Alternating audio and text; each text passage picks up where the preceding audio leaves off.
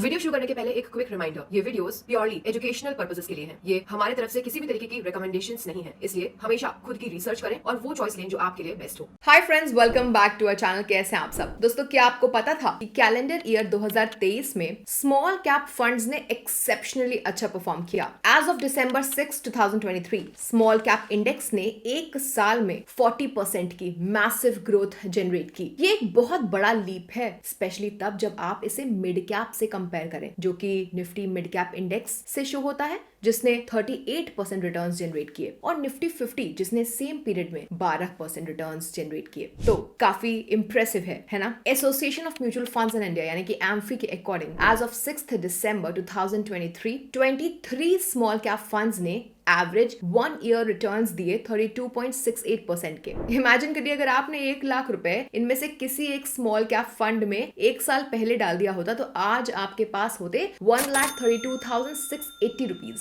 पर large cap और mid cap funds categories का क्या? देखिए, on average 30 large cap funds के 1 ईयर रिटर्न्स सिर्फ 15% थे और 28 मिड कैप फंड्स के लिए सिर्फ 28.02%। अब जब आप इन रिटर्न्स को स्मॉल कैप फंड्स से कंपेयर करेंगे तो बात साफ है कि स्मॉल कैप ने कुछ गैप यानी कि कुछ डिस्टेंस से large cap and mid cap funds को आउट परफॉर्म कर दिया है। अब आप सोच रहे होंगे कि स्मॉल कैप फंड्स के लिए नेक्स्ट क्या है? मतलब क्या स्मॉल कैप फंड्स में जो आपका ऑलरेडी एलोकेशन है उसमें आपको बने रहना चाहिए? आइए इस वीडियो में फाइंड आउट कर लेते हैं। लेकिन हाँ, इसके पहले कि हम वीडियो में जंप इन करें, अगर आपको ये वीडियो इंटरेस्टिंग लग रही हो तो प्लीज इसे एक थम्स अप दे दीजिए, इसे शेयर करिए और ऐसे ही इंसाइटफुल कंटेंट के लिए हमारे चैनल को सब्सक्राइब भी कर लीजिए। Let's start.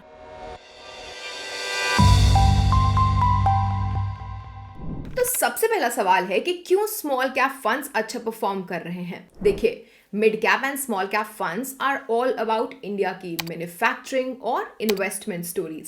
साथ ही केमिकल, ऑटो एंसिलरी एक्सपोर्ट्स या मैन्युफैक्चरिंग गुड्स एक्सपोर्ट्स, इन सेक्टर्स का mid and small cap categories में ज्यादा रिप्रेजेंटेशन है। ये सेक्टर्स इंडिया की बढ़ती हुई ग्रोथ, फंडिंग अपॉर्चुनिटीज और तो और गवर्नमेंट सपोर्ट के वजह से ना अच्छा परफॉर्म कर रहे हैं। अब small and mid cap space के लॉन्ग टर्म ट्रेंड्स इंडिया की ग्रोथ स्टोरी से काफी लिंक्ड हैं। साथ ही उस वक्त पर जो मार्केट सेंटिमेंट्स चल रहे होंगे उससे भी लिंक्ड हैं। तो क्योंकि small and mid caps market sentiment से काफी सेंसिटिव हैं, इस वजह से कोई भी बुरी खबर जैसे कि मिडिल ईस्ट की बढ़ती हुई सिचुएशन, ऐसी बैड न्यूज के वजह से स्मॉल कैप मार्केट सेगमेंट में एक सडन, बहुत ही शार्प और डीप करेक्शंस हो सकते हैं। ऑल्सो क्योंकि लोग जनरली उन फंड कैटेगरीज के ही पीछे भागते हैं जिन्होंने हाल फिलहाल में ही अच्छा परफॉर्म किया हुआ है, जिसे रीसेंसी बायस कहा जाता है। इस वजह से बहुत सारा पैसा स्मॉल कैप फंड कैटेगरी के पीछे भाग रहा है। Ashish P Somaiya, chief executive officer, white oak capital management, उनके अकॉर्डिंग स्मॉल कैप फंड्स का ये जो आउट परफॉर्मेंस है ना, ये कुछ तो इस बात से ड्राइव हुआ है कि हमारी मार्केट्स को डोमेस्टिक फ्लोज ड्राइव कर रहे हैं, और वहीं फॉरेन पोर्टफोलियो इन्वेस्टर्स एफपीआईज ने इंडियन स्टॉक मार्केट्स में बड़े दर्जे पर कुछ खास पार्टिसिपेट किया नहीं है। सिंपल टर्म्स में कहें तो स्मॉल कैप फंड्स के जो ये बहुत बड़े रिटर्न्स हैं, it's all because domestic investors इन्हें चेज कर रहे हैं। एज ऑफ October 2023 अगर हम म्यूचुअल फंड्स में कैटेगरी वाइज नेट इनफ्लोस का डेटा देखते हैं तो ये डेटा रिवील करता है कि स्मॉल कैप फंड्स ने सबसे ज्यादा शेयर हासिल किया है। 33% ऑफ टोटल इनफ्लोस इसके ही रहे हैं, जो कि हुआ ओवर ₹26,547 करोड़ का। इसके ऑपोजिट लार्ज कैप फंड्स ने नेट आउटफ्लो देखा है ₹4,975 करोड़ का। अब आप स्क्रीन पे अलग अलग फंड कैटेगरीज के नेट फ्लोस को देख सकते हैं, financial year to date October 2023 का, और इनका परसेंटेज टू कैटेगरी भी। फॉर एग्जाम्पल देखिए, मल्टी कैप फंड्स में एक टोटल इनफ्लो हुआ है ₹12,113 करोड़ का, और इसका परसेंटेज टू कैटेगरी है 15% का। तो इस इनफ्लो और आउटफ्लो की वजह से naturally small cap funds category का लार्ज कैप फंड्स के कंपैरिजन में बहुत बड़ा आउट परफॉर्मेंस हो गया है। निफ्टी मिड कैप और Nifty small cap indices almost 38% और 47% रिस्पेक्टिवली सर्ज हो गए हैं 2023 में। वहीं निफ्टी 50 में ये जंप सिर्फ 12% का है। आते हैं अपने अगले सवाल पे, जो कि है कि क्या स्मॉल कैप फंड्स के इन्वेस्टर्स को सावधान रहने की जरूरत है। अब देखिए, वैल्यू रिसर्च स्टडी के हिसाब से ना पिछले 18 सालों का हिस्टोरिकल डेटा दिखाता है कि स्मॉल कैप फंड्स में हुए 1 साल के इन्वेस्टमेंट के लिए जो सबसे बुरा सिनेरियो रहा वो रहा 61.2% की गिरावट का। हालांकि ये जो रिस्क है ये समय के साथ ना कम होता रहता है, यानी कि 3 सालों में ये जो ड्रॉप है ये 61.2% से कम होकर 16.4% पे आ जाता है और वही 5 सालों के लिए ये सिर्फ 2.9% तक ही रह जाता है। इवन 10 साल की वर्स्ट केस यानी कि बुरे केस सिनेरियो की बात करें तो स्मॉल कैप फंड्स ने एक पॉजिटिव 7.4% CAGR का रिटर्न दिया है। तो स्टडी दिखाती है कि स्मॉल कैप फंड्स में आप एक 10 साल का इन्वेस्टमेंट होराइजन सोच सकते हैं। अब बात करें mid and small cap stocks की तो इन्होंने बहुत शार्प गिरावट देखी है, लेकिन इनके प्राइसेस में जो करेक्शन हुए हैं वो काफी कम हुए हैं, यानी कि जो प्राइस ड्रॉप हुआ है वो कम हुआ है, लेकिन रैली जो हाल ही के मंथ में रैलीज हुई हैं, प्राइस इंक्रीज हुआ है वो ज्यादा था। वैसे भी इन्वेस्टिंग की दुनिया में स्मॉल कैप की सक्सेस स्टोरी तो बहुत ही कॉमन है, लेकिन साथ में ही वेल्थ को इरोड खत्म कर देने वाले डिजास्टर्स भी तो कॉमन है। अब स्मॉल कैप इन्वेस्टमेंट्स 1 साल में एक स्टैगरिंग 94% रिटर्न्स दे सकते हैं, जैसे कि 2009 में देखा गया था, लेकिन साथ ही ये आपकी वेल्थ को एक बहुत ही बुरे 57% से खत्म भी कर सकते हैं, जैसा कि 2008 में देखा गया था। इसके अलावा नोट करने लायक बात ये भी है कि पिछले 23 सालों में सिर्फ 13% स्मॉल कैप स्टॉक्स ही मिड कैप या लार्ज कैप स्टॉक्स तक ग्रेजुएट हो पाए, बढ़ पाए, वहीं 29% तो माइक्रो कैप्स बन गए। तो एक बात तो बिल्कुल साफ है कि स्मॉल कैप फंड्स के साथ आपके पास ना एक हाई रिस्क टॉलरेंस होना चाहिए और साथ ही इन्वेस्टमेंट होराइजन भी आपका लंबा लॉन्गर होना चाहिए। हालांकि अभी कुछ रिसेंट टाइम्स में तो एक बहुत ही इंटरेस्टिंग ट्रेंड देखा गया है। ऑलराइट, तो अगला सवाल ये है कि क्या लार्ज कैप फंड्स एक कमबैक कर सकते हैं? देखिए, फॉरेन इंस्टीट्यूशन इन्वेस्टर्स यानी कि FIIs इंडियन स्टॉक मार्केट्स में वापसी करने आ गए हैं, जब से इंडिया की रियल GDP ग्रोथ अपने एस्टिमेट्स को बीट करते हुए जुलाई से सितंबर 2023 के क्वार्टर में 7.6% पे बढ़ गई।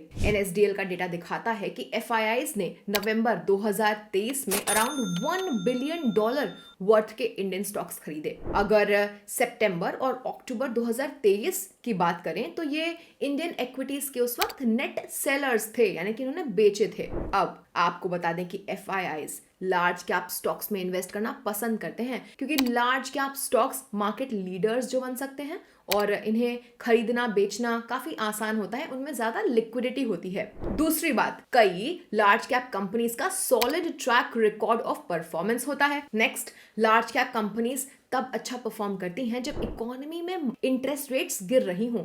ऐसा इसलिए क्योंकि इंटरेस्ट रेट्स गिरने पर ये अपने फंडिंग नीड्स को बड़ी आसानी से पूरा कर पाती हैं मिड और स्मॉल साइज्ड कंपनीज के मुकाबले। और तो और इसके अलावा large cap stocks reasonably valued यानी कि रीजनेबली प्राइस्ड होते हैं स्मॉल कैप स्टॉक्स के मुकाबले, क्योंकि स्मॉल कैप स्टॉक्स के वैल्यूएशंस बड़े महंगे हो सकते हैं, खासकर स्मॉल कैप स्पेस में जो शार्प रैली हुई है उसके बाद से। जैसे कि आप इस चार्ट में देख सकते हैं, कुछ अट्रैक्टिव जोन्स हैं, जैसे कि सितंबर 2003 से अगस्त 2004, सिमिलरली अप्रैल 2008 से मार्च 2009 एंड अप्रैल 2019 से मार्च 2020। इन अट्रैक्टिव जोन्स में मिड, स्मॉल और माइक्रो कैप्स अट्रैक्टिव वैल्यूएशंस पे अवेलेबल थे कंपेयर टू लार्ज कैप। वहीं अनअट्रैक्टिव जोन्स में ये mid, small, micro caps attractive valuations पे अवेलेबल नहीं थे विज़ large caps.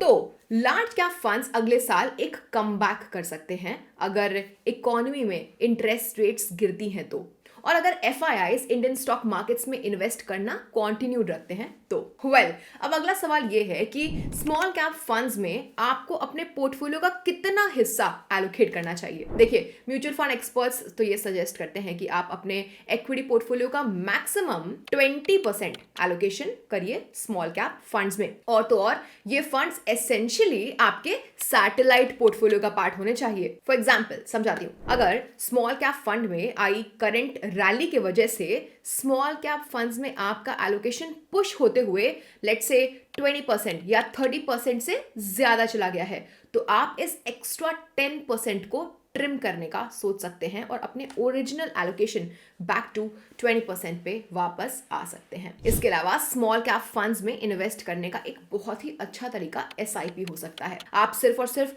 Top performing small cap fund schemes पर भरोसा ना करें, बल्कि अपनी होल्डिंग्स को 2 से 3 स्मॉल कैप फंड स्कीम्स के अक्रॉस डाइवर्सिफाई करिए। अब हम अपने कंक्लूजन पे आ चुके हैं। फ्रेंड्स देखिए, स्मॉल कैप फंड्स में बहुत सारा पैसा एंटर हो रहा है और इनके जो फंड मैनेजर्स हैं ना, वो इन फ्लोस को मैनेज करने में परेशान हो गए हैं। जहां कुछ स्मॉल कैप फंड्स ने अपनी लमसम इन्वेस्टमेंट्स पर ही रोक लगा दी है, वहीं दूसरे फंड्स ने लोअर क्वालिटी के स्टॉक्स में इन्वेस्ट कर दिया है, या तो वो कैश को लेकर के बैठे हुए हैं। भाई वो कैश को लेकर के इसलिए बैठे हैं क्योंकि उन्हें स्मॉल कैप स्पेस में सही प्राइस पर सूटेबल इन्वेस्टमेंट अपॉर्चुनिटीज नहीं मिल पा रही हैं। इन सभी रीजंस की वजह से स्मॉल कैप फंड्स स्कीम्स में एक लोअर परफॉर्मेंस हो गया है। इसके अलावा कुछ small cap funds micro cap stocks में भी इन्वेस्ट कर रहे हैं और इससे इन्वेस्टर्स का रिस्क बढ़ रहा है, खासकर तब जब मार्केट क्रैश हो जाएगी। इसलिए जरूरी है कि इन्वेस्टर्स स्मॉल कैप फंड्स में इन्वेस्ट करने से पहले इनके पोर्टफोलियो को चेक करें। तो क्या आपने किसी स्मॉल कैप फंड में इन्वेस्ट किया हुआ है? प्लीज हमें कमेंट सेक्शन में लिख करके बताइए। सो या दैट्स ऑल फॉर टुडे। और अगर आपको ये वीडियो हेल्पफुल लगी है तो प्लीज इसे थम्स अप देना मत भूलेगा। इसे अपने नेटवर्क के साथ शेयर करिए और ऐसे ही इंसाइटफुल कंटेंट के लिए हमारे चैनल को सब्सक्राइब कर लीजिएगा। Thank you for watching. मिलते हैं नेक्स्ट वीडियो में, तब तक के लिए bye bye and happy investing.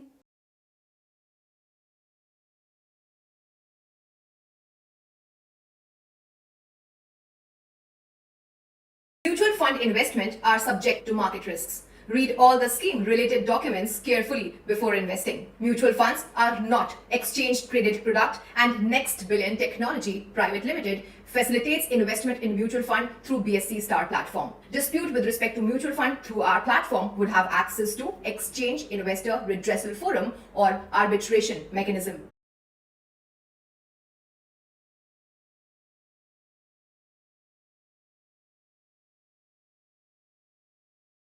Mutual fund निवेश बाजार जोखिम के अधीन है। योजना संबंधी सभी दस्तावेजों को ध्यान से पढ़ें।